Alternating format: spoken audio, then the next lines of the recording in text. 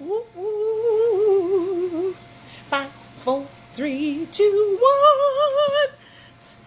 Hey, Worthy Wednesday. Okay, I'm gonna have to change this setup because I need a little. A little bit more space at the table. Oh, hi Karen. Hi Aisha. Okay, in like 3 seconds. Yes. All right. Y'all, am I live or no? My sister's all the way in the other room. She's like abandoning me when I need her. Sis, am I live? Naomi, somebody tell me. Hey. Okay. Thanks, sis. You late. You late, sis. I love you, though. You late. Hey there, worthy women. All right. Okay, I have to swipe the comments because y'all know I cannot. My brain will be a squirrel on the comments. All right, you guys, I am so happy to see you on this fantastic, great, worthy Wednesday. Sabrina, I am happy to see you, girl. I mean, I know I can't see you, but you can see me. I am happy to see you. I've been praying for you, so I'm happy to see you. Anyway, so welcome to Worthy Wednesday, good people. Listen, I'll wait just a second. Today I decided there'd be no technology snafus. I had to get my whole life. I'm just going to have to, listen, y'all be praying for me because I told y'all last week that I need a new computer. That is thetruth.com. But when you have children go to college, you spend all your money and you spend some of your family's money. Praise God for family and getting that child to college. So thank you, Jesus. We got enough time. We got about 5 years before my niece has got to go. But anyway, I am so happy to be with you guys on this Worthy Wednesday.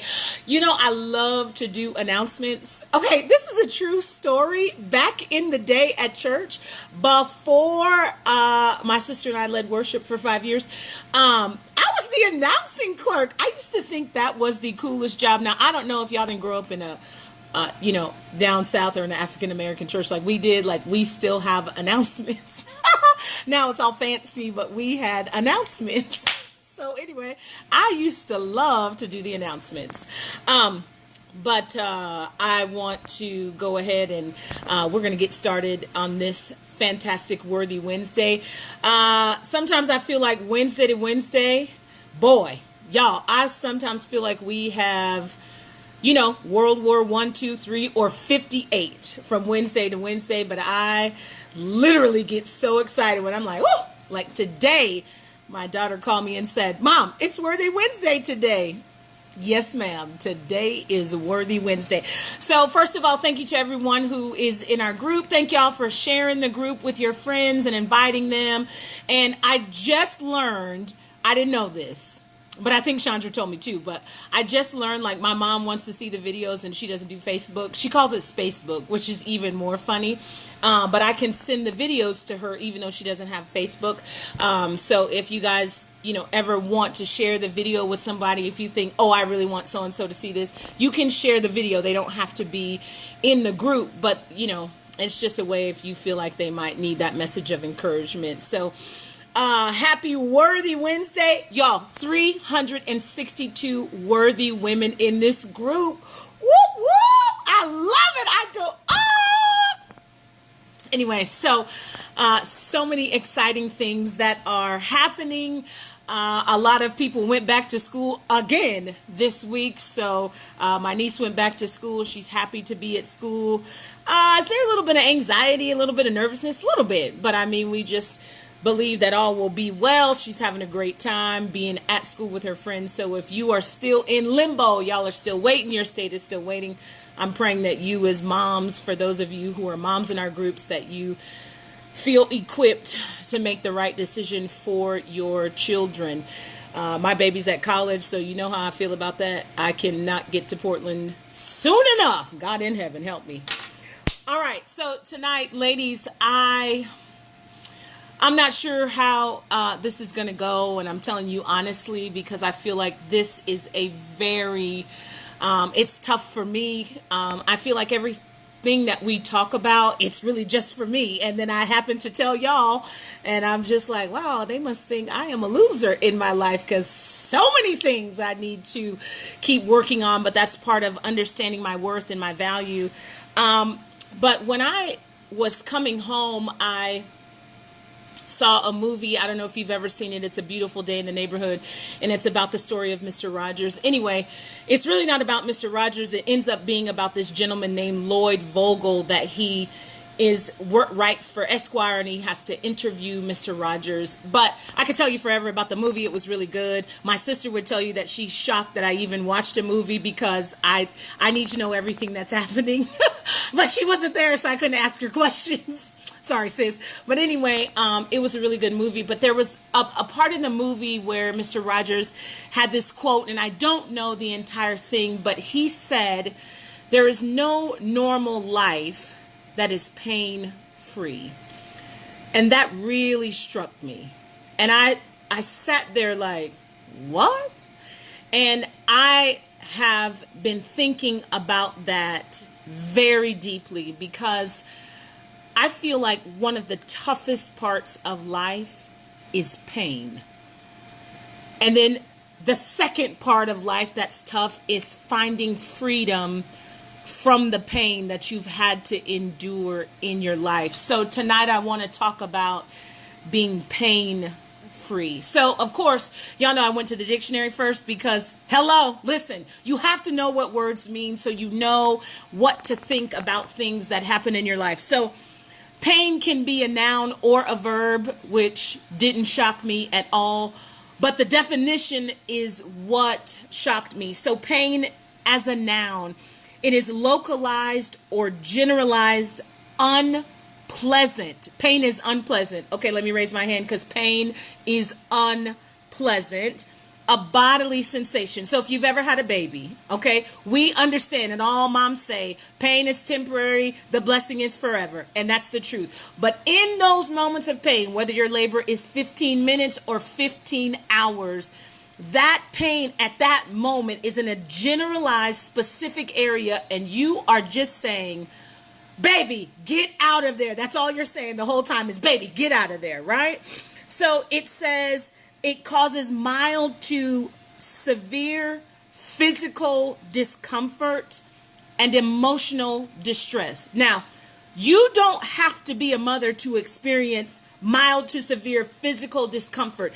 If you've ever stubbed your toe, let me raise my hand right now, in the middle of the night because you were trying to get to the bathroom, because you were having the pee-pee dream, and you realize you are not in the bathroom, I'm guilty of that, and you stub your toe on the corner of your bedpost, you do not say, thank you, Jesus. You say other words, okay? And if you do say, thank you, Jesus, you are better than me, because there are times I don't think that, and I certainly try not to yell it out loud. I just put my head down screaming because I really have to go to the bathroom. But the pain that I feel goes from mild to severe in less than a millisecond, and I am experiencing extreme emotional distress.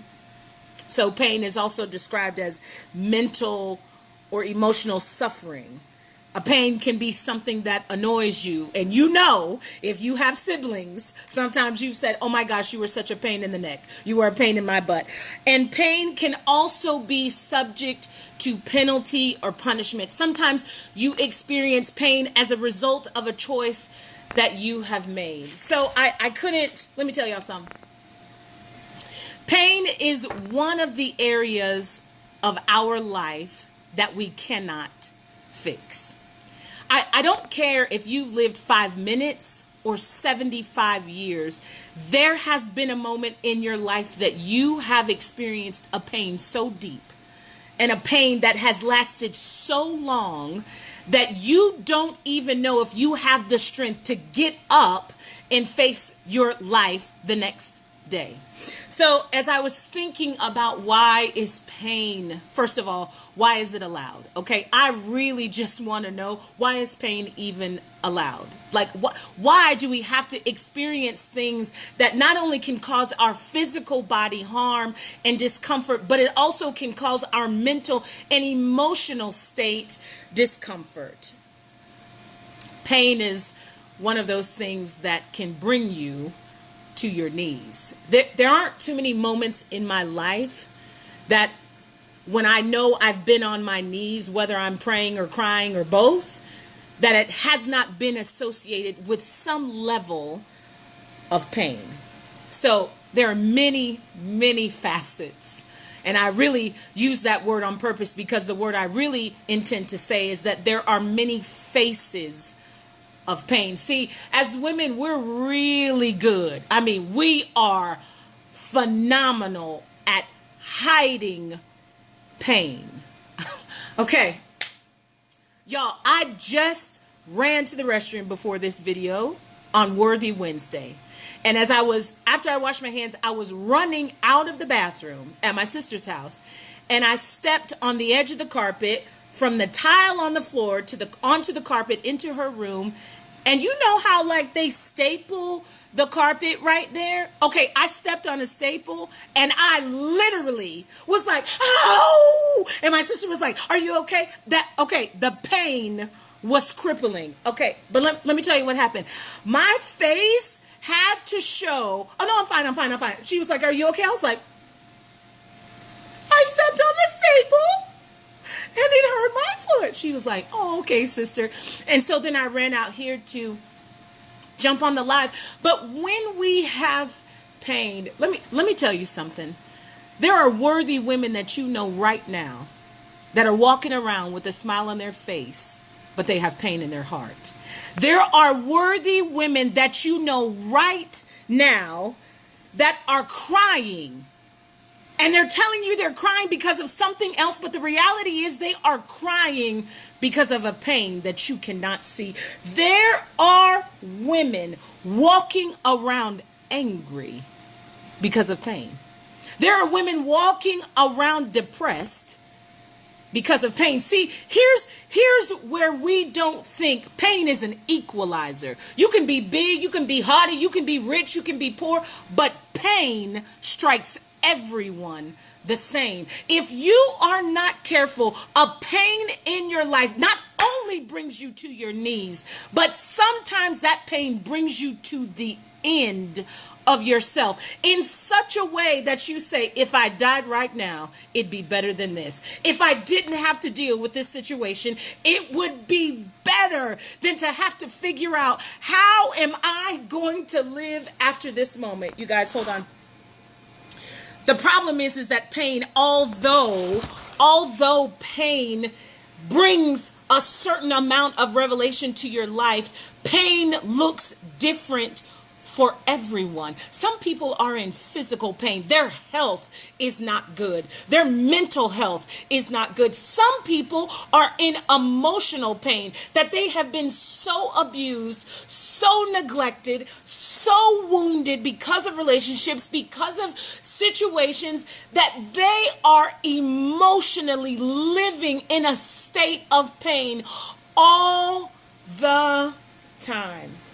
So I ask myself, what are some of the synonyms that we as women use for pain? Because we really don't want people to know that we're in pain about something in our lives. So we say things like, "Oh, that just hurt my feelings."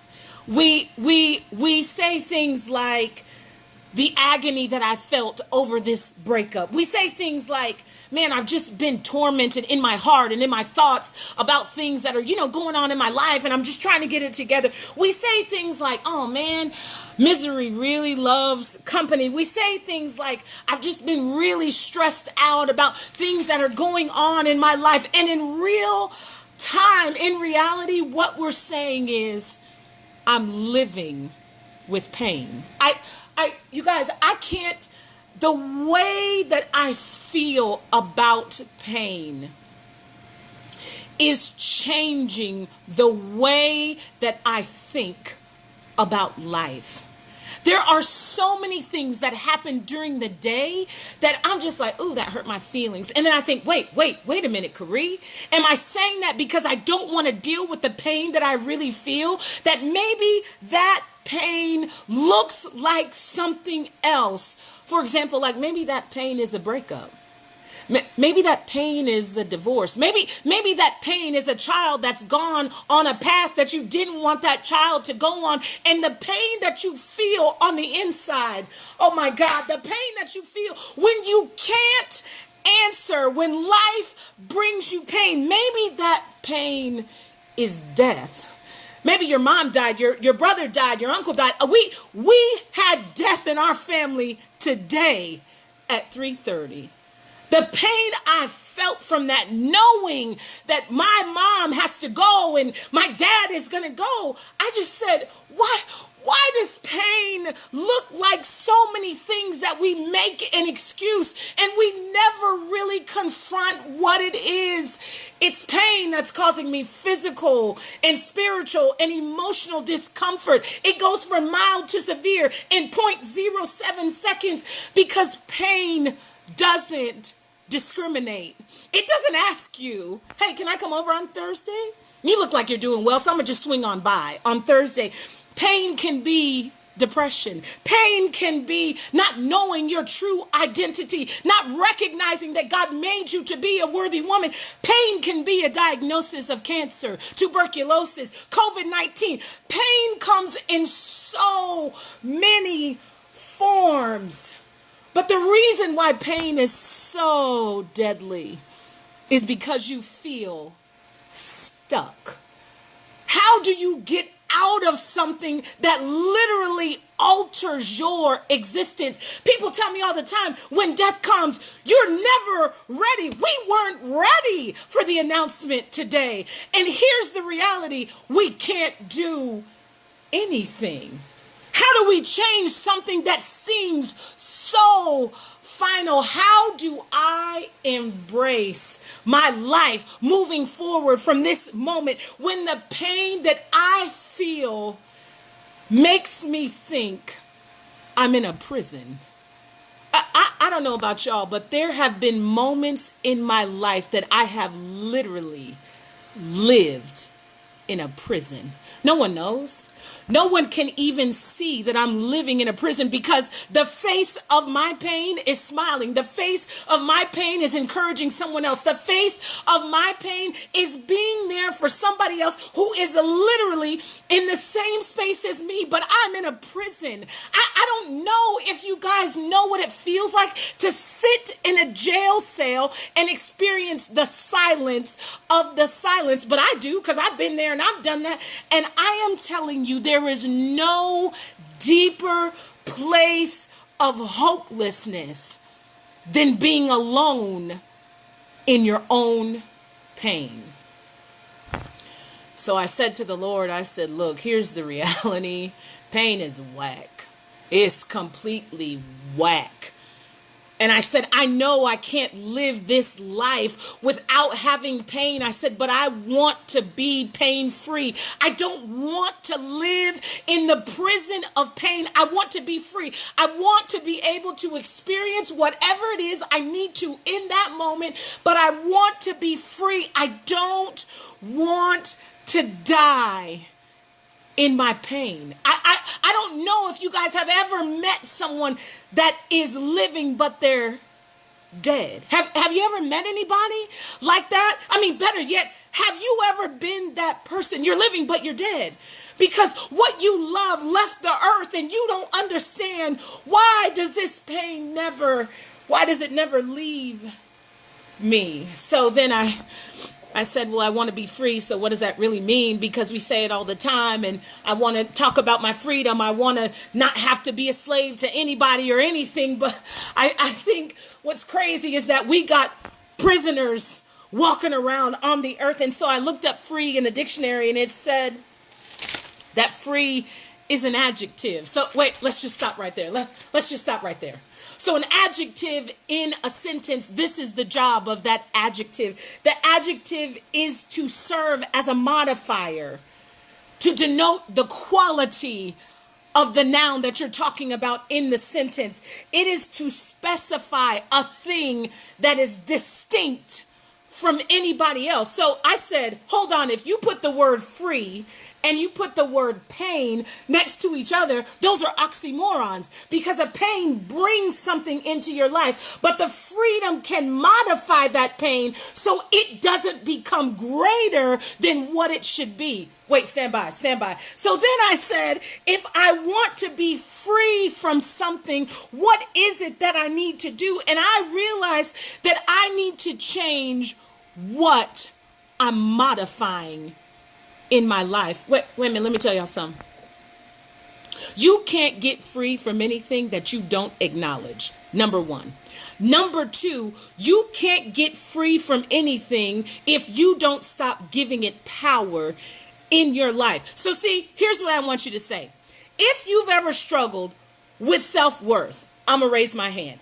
If you've ever struggled with self-worth, you need to say, I am free to be worthy. Because instead of you modifying the negative connotation of being worthy, you're saying to myself, I am free. Okay, Kari, that means I do not have to accept my own thinking about my self-worth. I can now say, when I put in front of the word, I am a worthy woman. So I am no longer bound to what the prisoner of self-hatred, self-mutilation, whatever I have put before woman, I am now changing that to worthy. So worthy now gives me the power and the ability to be greater than what I thought I was at first. So when I say I am worthy, I am strong, I am this, I am now saying what held me in prison: the pain of rejection,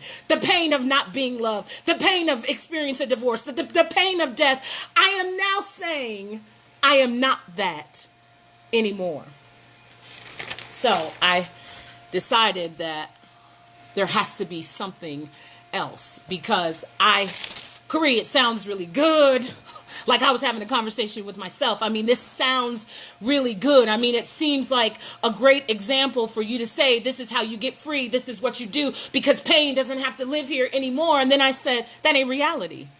That's not reality, Kari, because we could get off this video and pain could enter your life right now. And you have to have something that is greater than what you know, that is greater than what you believe, in order to stand firm. So then I said there are two things that we have to recognize about pain in order to be free from it. Number one, the promise of pain. And number two, the problem of pain. So I'm going to give you an example of each of these things. When I stub my toe, the promise of pain is, yes, I will be in pain, but the pain is temporary. See, eventually my toe won't hurt anymore. That's the promise of pain. See, when you experience something, the promise of pain is, if you can endure, it will end. That's the promise of it. But here's the problem with pain. In that same scenario, if I stub my toe, I'll always think from that moment on, oh my God, I'm always going to stub my toe. Every time I get up, I'm going to stub my toe on the chair. I'm going to stub my toe on the couch. I'm going to stub my toe on the bed. And I will never find relief. And see, that's what happens is we don't listen to the promise of pain. We listen to the problem. The problem is it will always be here. And that's how we live. We feel like we're doing ourselves a favor by saying, oh, well, it's okay. I'll always be like that. It's okay. I'll always be rejected. It's okay. I'll always be angry. It's okay. I'll always be depressed. But that's the problem with pain. It never wants to let you go, because it wants you to be in a prison. But if you can grab a hold of the promise of pain, I might be crying today. I might be upset right now. I might not understand, but eventually the pain will be over.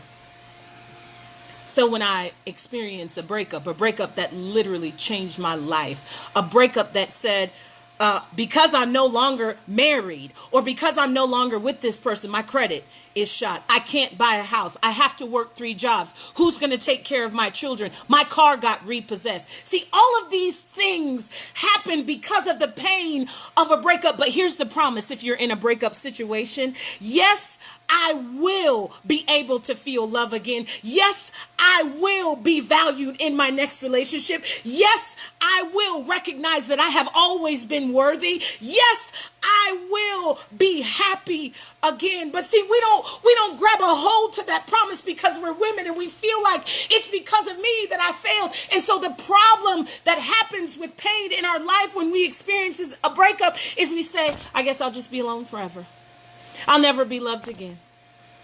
I'll always be rejected.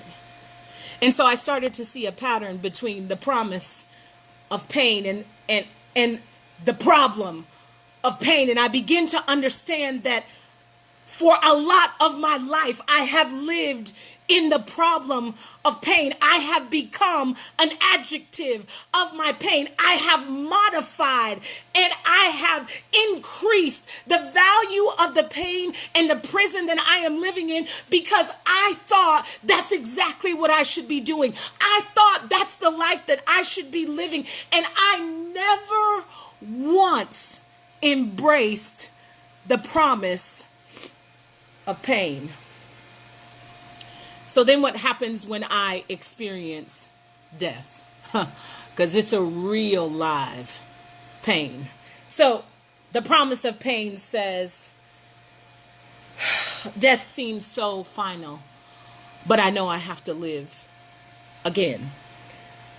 I know that I can grieve. I know that I can be angry. I know that I can be sad. I know that I can cry. But I also know that I can believe that my loved one is in a better place. And my loved one, because I believe in God and because I believe in heaven, we'll see each other again. That's the promise when death comes. But the problem when death comes is I say, how am I going to live anymore? My life is over. They are everything. I have nothing. It doesn't matter anymore. But I am telling you, the promise of pain set me free. And so then I had to get real with myself. You know, most of y'all know that my parents were pastors, and my sister and I have been preachers' kids our entire lives. And there's a lot of pain that comes with that stigma. There's a lot of not so much freedom that you get to live. But when you get older, you have to make a decision about serving God all for yourself and not serving the God of your parents. And I mean, we'll talk about that another day. But here's where I had to get real about pain in my own life. And this is what I said to the Lord. I said, how do I deal with the pain when I've asked you to do something? When I've prayed and I've cried and I've fasted and I believed and I had everyone I knew to pray, and people who didn't even believe in prayer, I had them praying. I said, God, how do I deal with the pain when you don't answer? Or when the answer that is presented is not the answer I expected. Or it's not even the answer that I wanted. How do I deal with the promise and the problem of pain in that situation?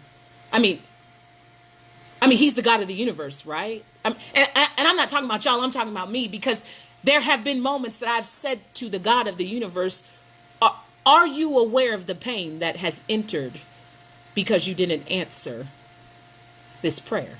Are you aware of the level of the prison that I am currently in because the answer that you allowed didn't change the outcome of the pain that I am currently experiencing? Are you aware? And maybe y'all don't ever talk to anybody like this, but this is how I talk to God, because I really want to know, in moments where my life is literally crumbling, I have said to God, where are you in the silence.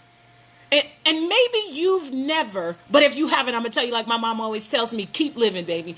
Maybe you've never been in a place where the silence was so loud that you said, if somebody doesn't say something, if somebody doesn't do anything, I might go crazy. Maybe you've never experienced a pain that brought you to your knees where you said, God, I don't even care what you do from this point out. You didn't answer me when I needed you to answer.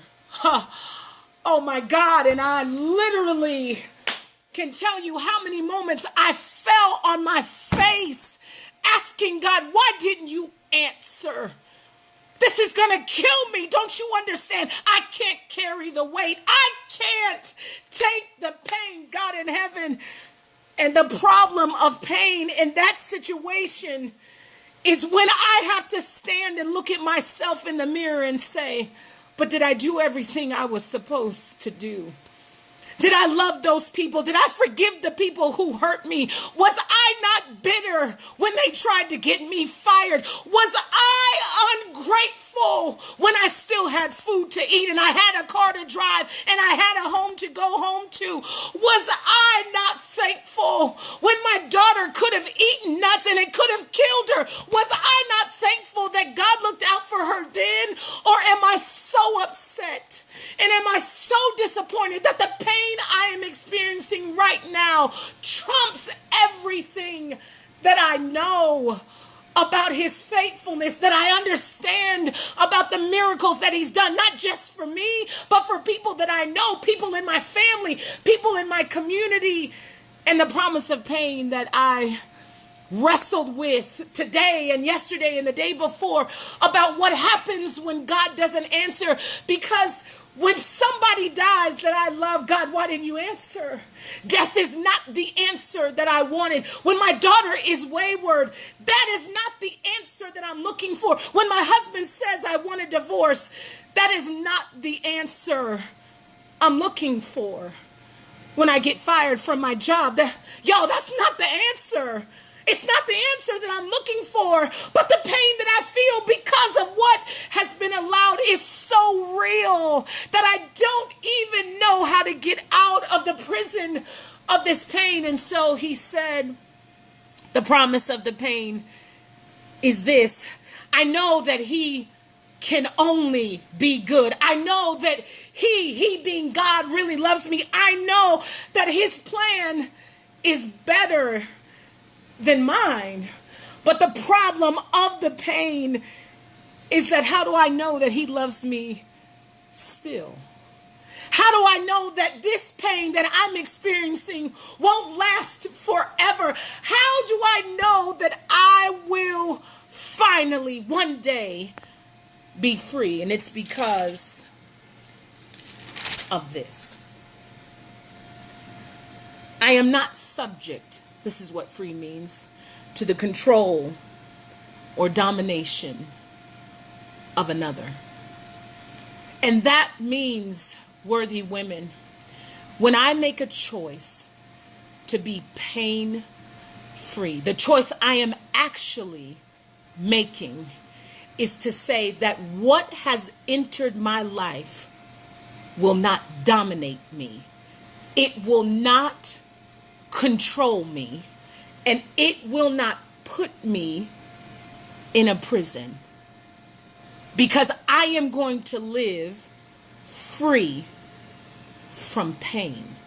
It doesn't mean that it doesn't hurt, and it doesn't mean that the process could be a little bit longer than 5 minutes in order for me to walk all the way through, and in order for me to give a good hard look at myself in the mirror and recognize my responsibility in that process of getting free from that pain. But I have made a choice tonight that I am no longer going to get stuck in the problem of pain, but I am going to hold until I can't hold anymore to the promise of pain. That Kareem Michelle Copeland, you better know that pain is going to come.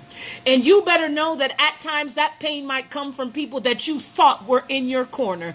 And you better know that pain sometimes is going to hit you so hard that the wind get knocked out of you. And all you can do is cry. But you better know that the promise that you have is that one day that pain will leave. And if I can endure temporarily something that is so uncomfortable that causes me to question whether or not God is who he is, or I am who I am, I will live free for the rest of my life. So tonight, worthy women, if you are in pain, I want you to know that you are not alone, number one. If you are in pain, I want you to know that that is okay. But if you are in pain, worthy women, I want you to know that the promise of pain is that it is temporary. Do not waste one more moment living in the problem of pain, thinking that your life will always be like this, that there'll never be a break, that there'll never be joy, that there'll never be restoration, that there will never be reconciliation. Do not live in the prison of pain. But I want you to make a choice to live in the promise of pain, that no matter what it costs me to look into the mirror at myself, no matter what it takes for me to cling to the promise that this too shall pass, that I decided tonight on this good worthy Wednesday that I would be free from pain. I'm telling you that there is nothing more satisfying than recognizing in yourself, and I have recognized it tonight, that there have been periods in my life that I have lived in a prison of pain and I didn't even know it. I had no idea that while I was smiling, tears were crying, falling down on the inside, that I was wishing to be dead. Oh my God. And not alive, but I am alive tonight. God, thank you. To tell you, worthy women, that pain, as they say, is temporary. And like we learned last Wednesday, that you must battle through, because I am here to tell you that the victory of recognizing that the promise of pain will only be for a season in your life is forever. The victory is forever. And whether that child comes home tonight, tomorrow, or 5 years from now, whether you get married today, tomorrow, or 5 years from now, whether you lose the weight today, tomorrow, or 5 years from now, I am here to tell you, because I am a witness, that the prison of pain, you can be free from that tonight. So, worthy women, I challenge you, and I challenge you to tell everybody that you know that the promise of pain is temporary, and the ability to live free, oh my God, from pain, because you start modifying what's most important. And what's most important is your freedom, not being dominated or controlled by pain, not one more day. Listen, I love y'all so much. Woo! And I'm telling you that being worthy is exactly who God made you to be. I love y'all. And I'll see you next Wednesday.